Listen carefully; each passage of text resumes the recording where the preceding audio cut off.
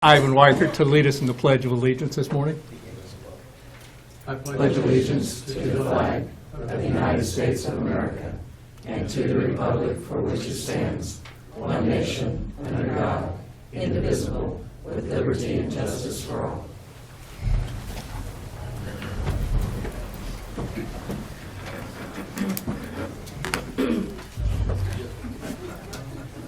Welcome to the February 9th, 2017 meeting of the Shawnee County Board of Commissioners.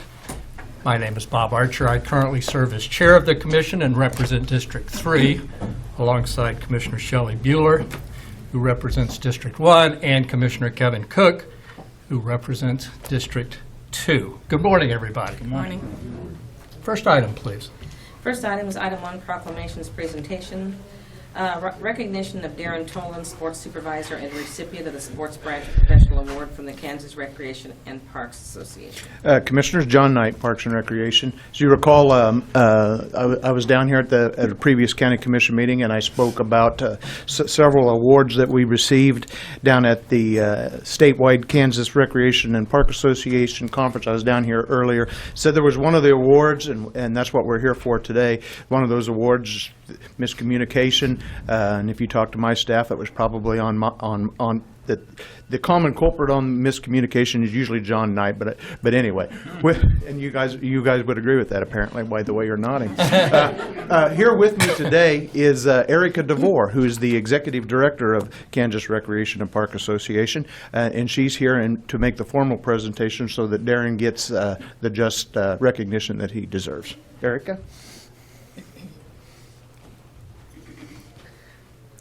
Hi, I'm Erica DeVore, as John mentioned, and thank you for letting us do this here. We really apologize to Darren for not doing this at the appropriate place, but I told Darren I think this is a better venue for him to receive this award.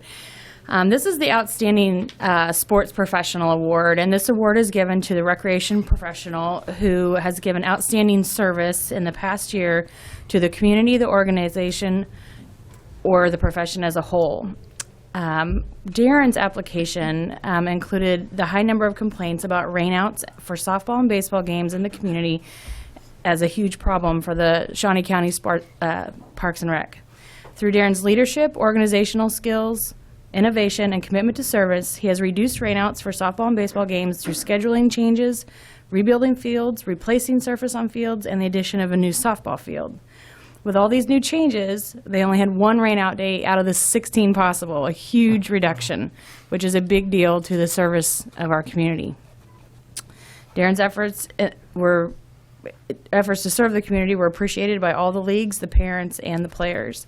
Darren has also built new partnerships and renegotiated contracts to help serve the Shawnee County softball and baseball communities.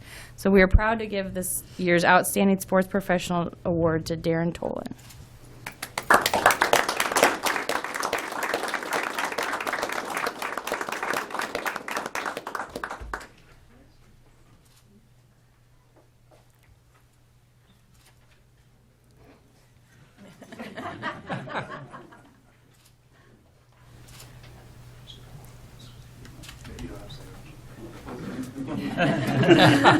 They want you to keep this less than 30 minutes. Oh, I can do that. I'll leave that up to you.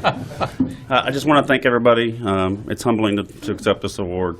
It does go down to a lot of great organizations we work with, our staff, co-workers, and of course the commission. So thank you for the award. Thank you. Any Darren, Commissioner? before you go, now, you've held this spot for just a kind of a last 2 years? Yeah, roughly a year and a half. Yeah. Now, the last couple of people who've held this job have gone on to much bigger things. Can we get them locked into a, longer? Thanks for helping me with my negotiations. Thank you very much. Congratulations. Thank you. Congratulations. Next item, please. Next item is item 4, new business. A, County Clerk number 1, consider all voucher payments. Mr. Chairman, this morning we have vouchers that total $2,923,801.36. The highlights out of that payroll vouchers are the payroll for Shawnee County, the payment to A.M. Coran and Sons for the Willer Bridge, the RDG comprehensive plan payment, holding accounts with the state of Kansas, and then vehicles purchased by the Shawnee County Sheriff. And I would have no questions, and I would move for approval of the vouchers. Second. Motion made to approve the vouchers by Commissioner Cook, seconded by Commissioner Bueller. All in favor say aye. Opposed say no. Motion carries 3-0. Next item, please, Cindy. Item A2, consider correction orders. I'll move approval. Second. Motion made to approve the correction orders by Commissioner Bueller, seconded by Commissioner Cook. All in favor say aye. Opposed, no. Motion carries 3-0. Next item, please. Item B, planning. Number 1, consider approval of Home Rule Resolution HR 2017-1, establishing the Shawnee County Building Code. First reading. Barry Beagle, Shawnee County Planning Department. The resolution before you, as indicated, provides for the establishment of a Shawnee County Building Code, and I'd be happy to answer any questions you may have. Questions for Mr. Beagle? Yes, Commissioner Cook. Thank you very much for bringing this back to us, Barry. I know that this is the first step of many steps, I hope, towards the future of planning in Shawnee County, but this does start by establishing a basic code for builders to follow, an acknowledgement that they understand there is a building code, and then from there we can build off of this to establish what direction we're going to take Shawnee County. So this is a long time coming, and so thank you for you and the committee. I know the committee's worked very hard on this, and it's very much appreciated. Thank you, sir. Commissioner Bueller. Barry, if you could just briefly give us a little bit of background on the committee that's helped put this together, what professions are in that committee, and then I'd also like for Jim to talk about the affidavit. Yes. Let me see here, the affidavit of code compliance and how that fits with everything. The majority of the people that the commission appointed to this Building Code Committee are professionals within the field. They are professional builders, they are professional tradespeople, and they're the ones who work every day with the application of codes, and they understand their administration. And so this was an excellent group of people that you assembled to put together for this purpose of trying to tackle the idea of a building code within the unincorporated area. Thank you. Jim.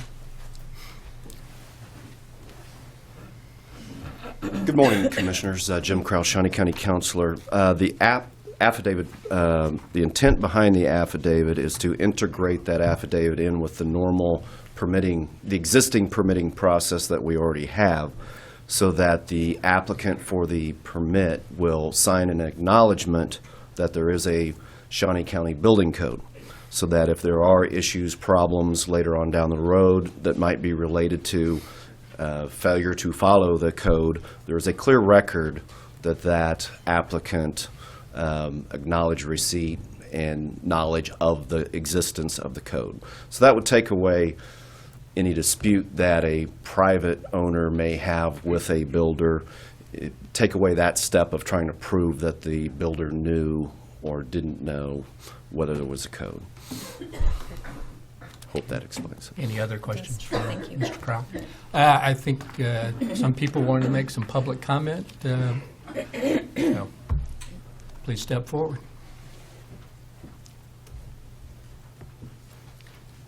I thought some people wanted to make public comment. Being polite.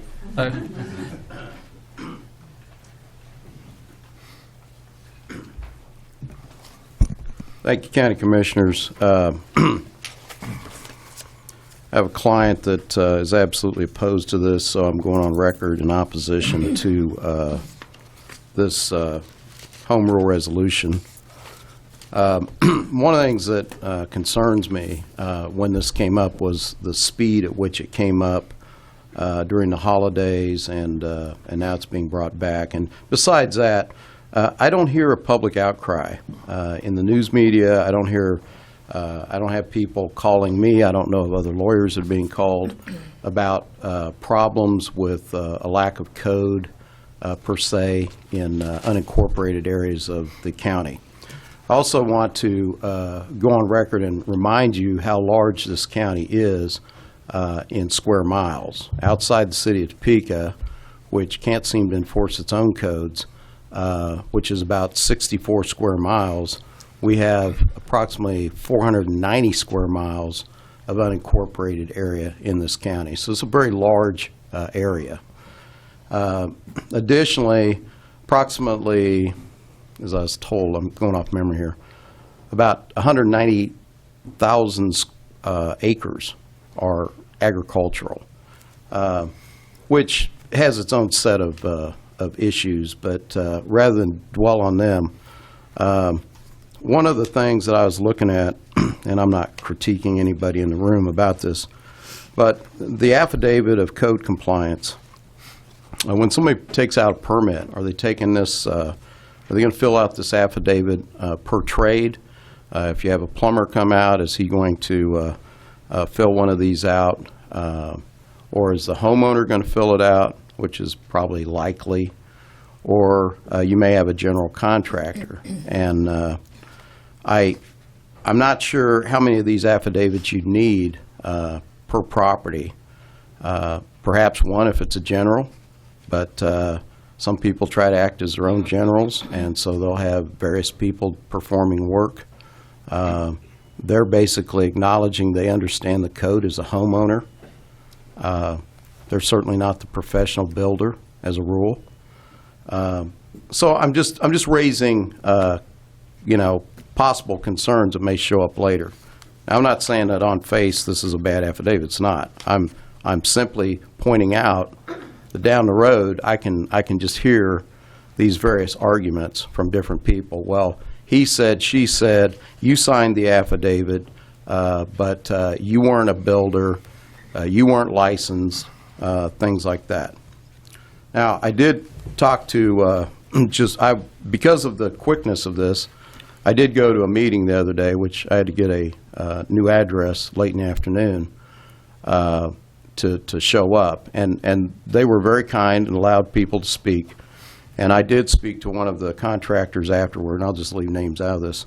And I said, how many bad situations have you seen in your trade outside the city limits? He said, I've seen several. And he's been in practice many years, or in his profession many years.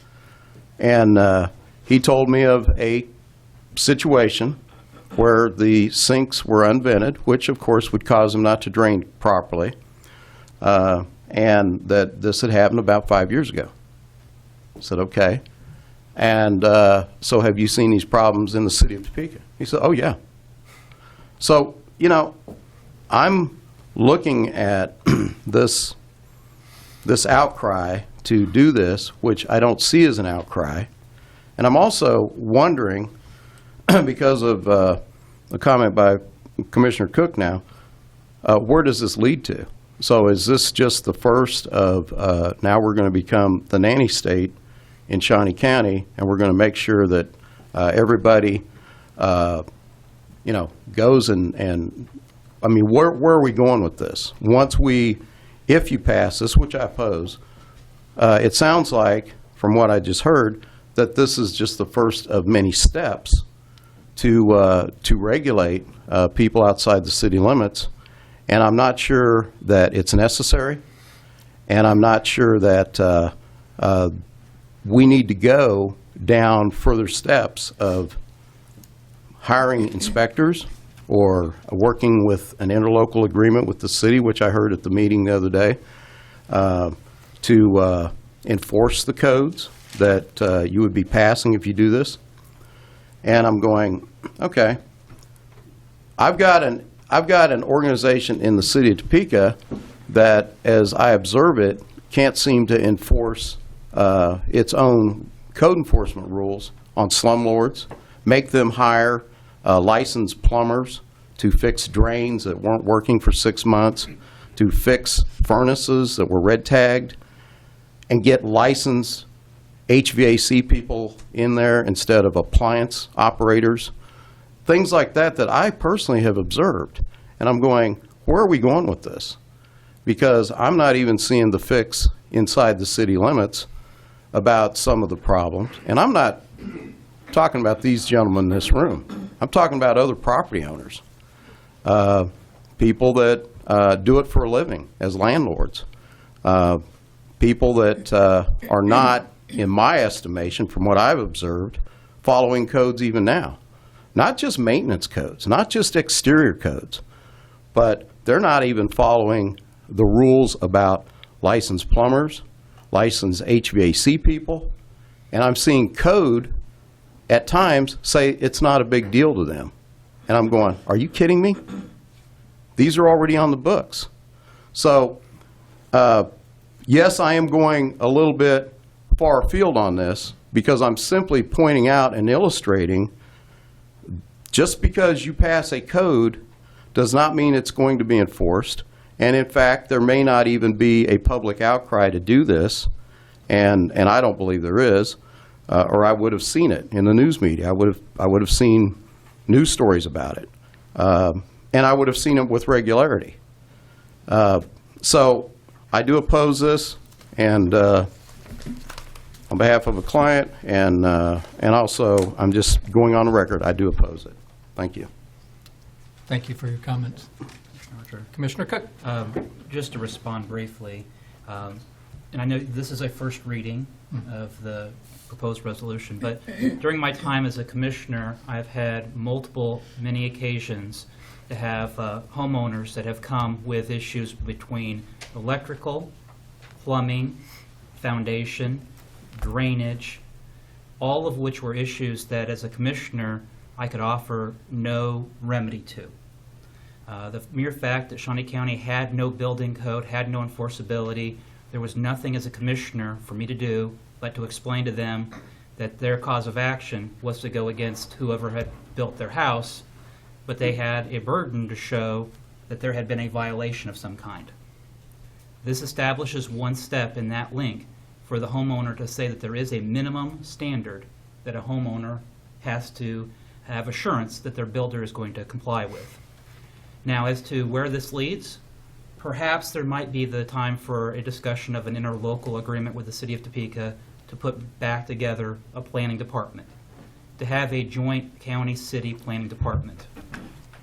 As it presently sits, if there are actions that occur within the 3-mile radius around the city of Topeka, there is no remedy for there's no representation of those individuals.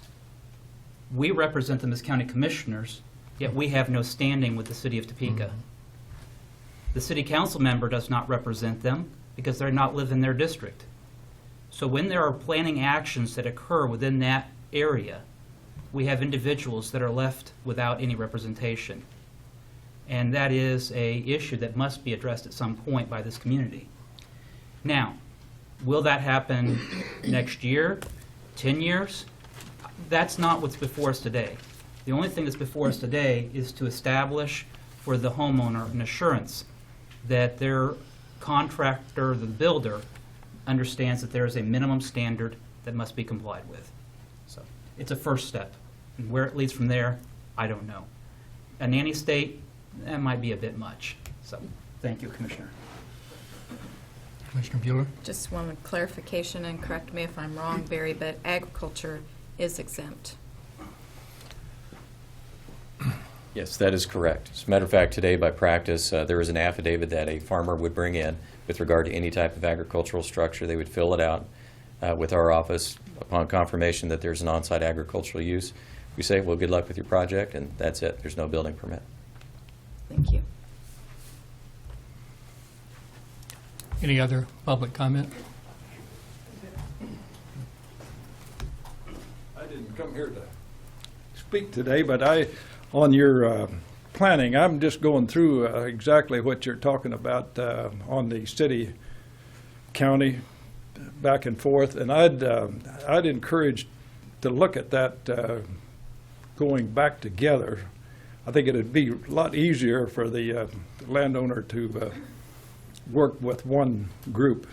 And I don't know, and Barry, you probably were during that period of time when it was split, wasn't it, over this these minimum or the zoning, or not the zoning, but the what we're talking about here today, on the building code. Wasn't that what caused it, some of it to divide? You could write a doctoral thesis on it. So I think It's broader than that, but that's fine. So I'm thinking maybe that would be the answer to maybe try and get the zoning together. I think it'd be helpful. John, I don't know if you gave your name. You might want to give your name. John Riley. He used to serve on the Expo Center Advisory Board, but Thank you. Thank you. Any other public comments? Carol Marple, rural Shawnee County. I have a question. Is this going to be, this affidavit, will it become, if this becomes a rule, will it be mandatory to be signed to get your building permit? I think that's the intent, is that not, County Councilor? Yes.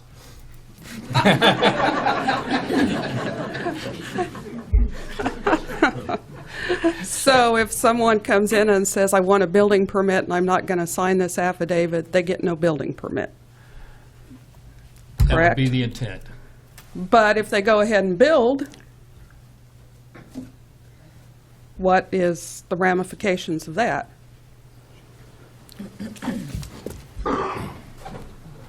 By the current adopted building permit procedure, if somebody is constructing without an authorized building permit, we can issue a stop work order, and then it'll take its course of action from there. But don't we have enough rules on the books that we can't enforce now? Why do we need to add another one? Don't you think we should enforce the rules that are currently out there on the books for permits? You know, if somebody signs this, are they not on the honor system then? You know, we're not going to check, are we? Is someone going to check if they sign this affidavit? Well, and that's what we're going to be considering in the future. But right now, if it's a worthless affidavit, if it's signed, because there are, you know, you're just saying, yeah, I'm going to do it, but nobody's going to come look. Well, I'll let the lawyer on the commission address that. At this present time, there is no rule on the book, and that's the problem that we have. So it's a rule that's not going to be enforced. But there is no rule presently. This is an affidavit so that if you have somebody who constructs something for you, and there is an issue in the future, you would then be able to present that in a course of a legal action against them for your damages, to show that they were aware that they had a rule to follow. So And it becomes an enforceable right by you as the landowner. so if the homeowner or the potential homeowner comes in and signs this themselves, then they're the ones that assume the liability. Absolutely, from any future cause of action. But we have requirements now for building permits, like, you know, the driveways and things like that, that we do not enforce. And I don't see a reason to heap more rules, laws that can't be, you know, I guess that's my comment. I don't understand it. I really don't see the need for it. Most of the people in the county are homeowners. And I think it's, if you're going to build a house, my thought is you're spending a tremendous amount of money. It's your responsibility to do your due diligence to find competent people to do the work. You know, if you have Cadillac tastes but a Volkswagen budget, you have to realize, and you know in the back of your mind, that somewhere along the line, things will not be up to standard. And I would think that when people buy houses, inspections are required, and the inspections are to point out problems within the house before the potential buyer buys that house. So I guess I'm not understanding the need for this at all. Thank you. Thank you for your comments. Additional comments? Yes, Ivan. Commissioners, Ivan Weichert, CEO for Topeka Home Builders Association. I'd like to thank Mr. Riley for bringing up the point about the hopeful move to a joint planning commission. I served many years on the Shawnee County Topeka Metropolitan Planning Commission, and more than one of those as the chairman. And it troubled me greatly when that split. This is a capital city county, very urbanized, and although there are a lot of rural areas in it, it does not bode well for us as a county of that stature to not have a minimum building code. Minimum is the key word. We're looking for a minimum building code. For those who don't act in good faith and don't consider the trust of their homeowners and their clients. The only other comment I'd make is the one about the haste in which this was brought forward. Our committee has worked for almost 2 years on this instance. We have considered these as issues in the past over the last 30 years, and I've been a part of 2 of those as a builder in the past. So it's not in haste. We have spent a lot of time in this, so thank you for your consideration of this issue. Thank you, Ivan. It is the commission's practice when we have a home rule resolution to have a first reading and then an approval the following meeting. If that's agreeable to the commission, I would make a motion that we do that. I would second. I would just note that it is not a state statute that requires Right. us to do that, but it is I think it's a good practice so that if there is anybody that wishes to contact their commissioner Yes. or appear at the next meeting, they have that opportunity to do so.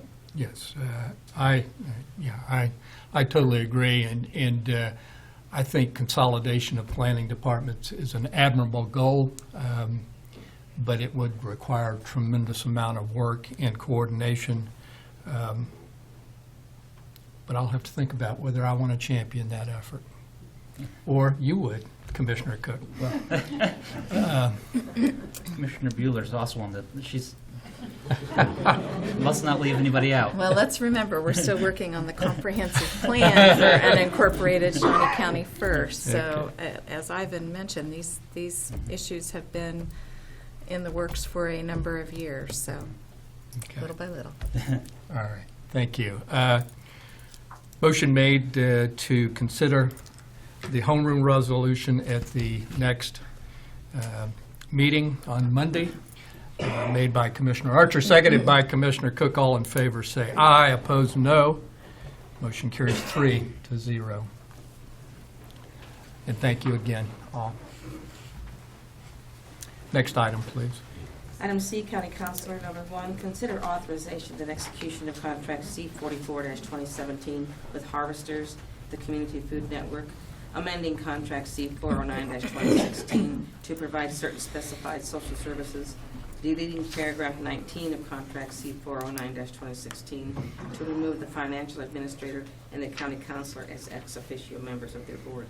Good morning, Commissioners. Jonathan Brazan, Assistant County Counselor. I think the agenda item pretty much says it all. I have asked Harvesters if they wanted to have somebody present today, they could. Be happy to answer any questions if you have any.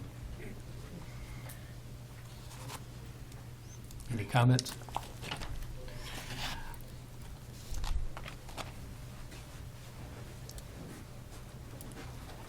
I guess this would give us an opportunity to thank you and tell you how we admire the work that Harvesters does.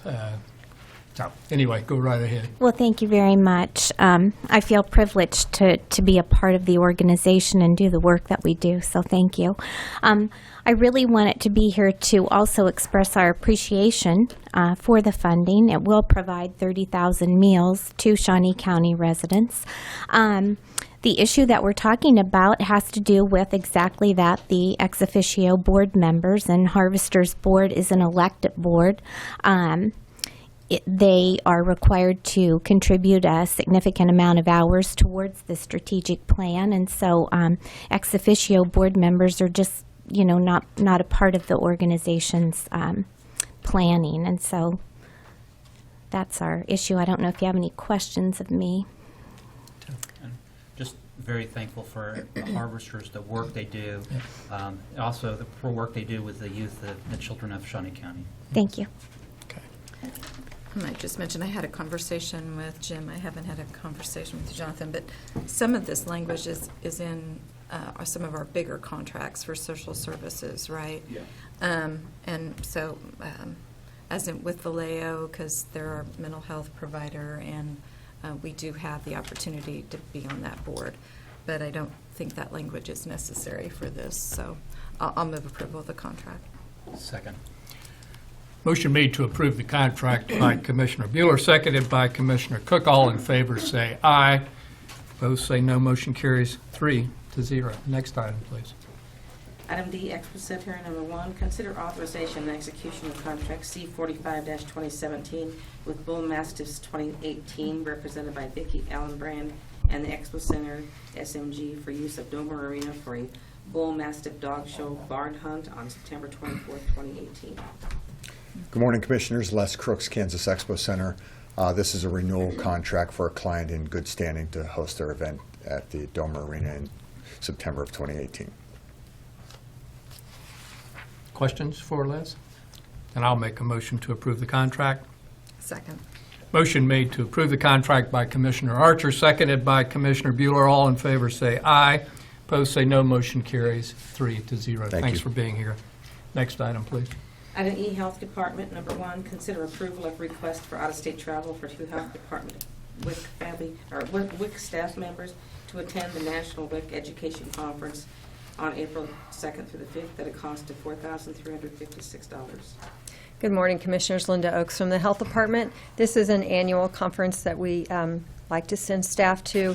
The full amount is funded and paid for by the Kansas Department of Health and Environment. We always learn good things for our clinic and hear excellent speakers.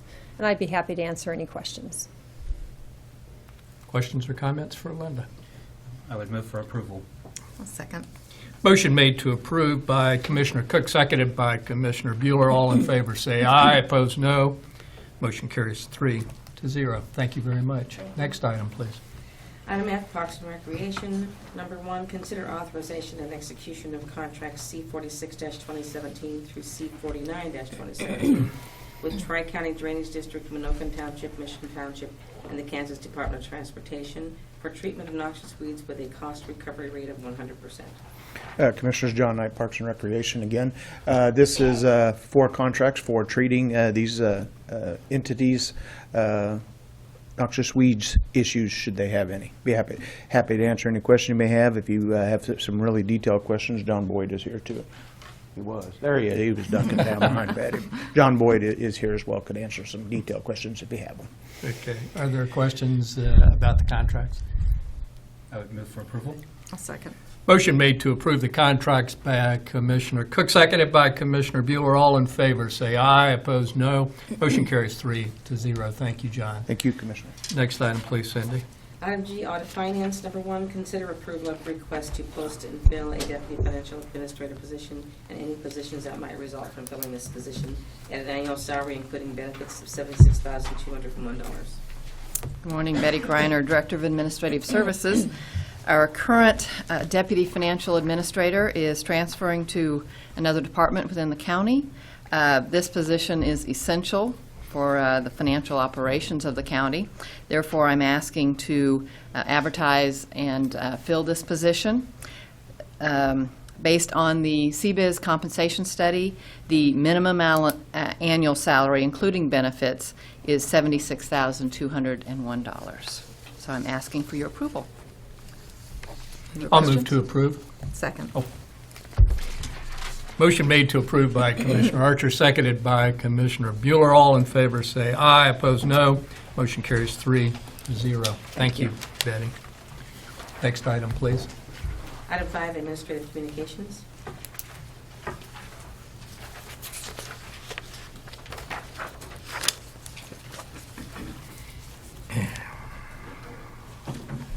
Morning again, Commissioners. Les Crooks, Kansas Expo Center. So at the Expo Center this weekend, it is the garden show. There's a wedding reception, the Sweethearts Dance, and the 4-H livestock clinic. So plenty of activity at the Expo Center this week. Thank you again, Les. This is Dave Bartles with Shawnee County Parks, and I'm here to talk about the garden show as well. We have a booth down there. In fact, I'm involved in 2 booths down there. One is a partnership booth that's with Master Gardeners and the Water Garden Society. They've been good partners to us in the past. Part of the purpose for doing it with another group is that we can build relationships, and we've built relationships over time. The Master Gardeners have built pollinator gardens in our Ted Inslee Gardens last year, and the Water Garden people have rebuilt a pond down in Ward Mead last year. So it's a good thing. We work together. We built something awesome, and it's cool to come see. The second thing we're doing, I also been involved. I pulled Friends of Ted Inslee Gardens and Friends of Ward Mead. We are in a booth, and we have, I'll just say, it's a great walk-by advertisement for tulip time. So please come out and see it. Thank you. Anyone else for administrative communications this morning? Commissioner Cook? Yeah. Commissioners, yesterday I had the opportunity to go to the Military Relations Luncheon hosted through the Topeka Chamber of Commerce. It was very good to be there. There was a lot of military personnel that were recognized. The speaker was with the 190th. He's the director, and talked about deployment and what deployment means to our community. And it talks about that if you're on a business trip and maybe you don't feel like going or the weather's bad, you can always cancel your business trip. But when you're deployed, there is no choice in deployment. It means you are going. And so kind of talked about the effect that that has on the family members as well as the employee. Talked about ways to keep the employee connected to their business in today's technology, with even Skyping them into a conference or a business meeting in the boardroom, so they still remain connected to their company and their home here in Topeka. And it was, I was able to sit with Home Depot, and they talked about that this is their busy time of the year with spring. So it's good to have the garden show, and we're getting everything ready for spring. But we also had the JADO meeting last night, and the approved. 3 hours and 10 minutes. And 10 minutes. But it was very proud to have approved the Washburn East Learning Center. This is a long time coming for our community, and it's going to be a great addition for East Topeka and for all of Shawnee County to allow the opportunities that this building and this facility will represent. And it's just long overdue, and it's good to have it here. And so it's a great addition for Washburn University. Thank you, Mr. Chairman. Thank you, Commissioner. Commissioner? Yeah, the East Topeka Learning Center had a lot of people really excited, a lot of passionate speakers last night. It was a good JADO meeting, even though it was long. But I had the opportunity to go to lunch. Kansas Action for Children hosted the symposium on early success in the state of Kansas. There was lots of talk about early childhood funding and how that relates to workforce in local communities and the importance of early childhood funding. So that was an interesting luncheon. And then last night we also approved the request for proposal for broadband consulting services. The Intergovernmental Cooperation Council and the Mayor's Task Force and the Pilot Task Force. There's been a lot of people, again, working on this issue for a couple of years, and the request for proposals was approved to hire a consultant, and that will help us kind of navigate this path, this journey, talking about broadband, expansion of broadband, and what that means in a public-private partnership. So appreciative of that work. We hope to bring a recommendation, excuse me, back to JADO by May. So, and the last but not least, the Conservation District dinner is tonight, so planning on attending that. Thank you. That's it. Looking back on the JADO meeting last night, we celebrated the resource expansion and how important that is. We talked about broadband and our initial efforts in looking at broadband for our community. We talked about the future of Go Topeka and extending a contract perhaps, or doing an RFP. And then we talked about the East Topeka Learning Center. All in all, it was a long meeting, but it was momentous. There was a lot accomplished, and there was a community spirit and an energy in the room that I haven't seen in a long time, and it was energizing and refreshing to me personally. So, next item, please. Item 6, executive session. I don't think there's a need for an executive session, so we are adjourned.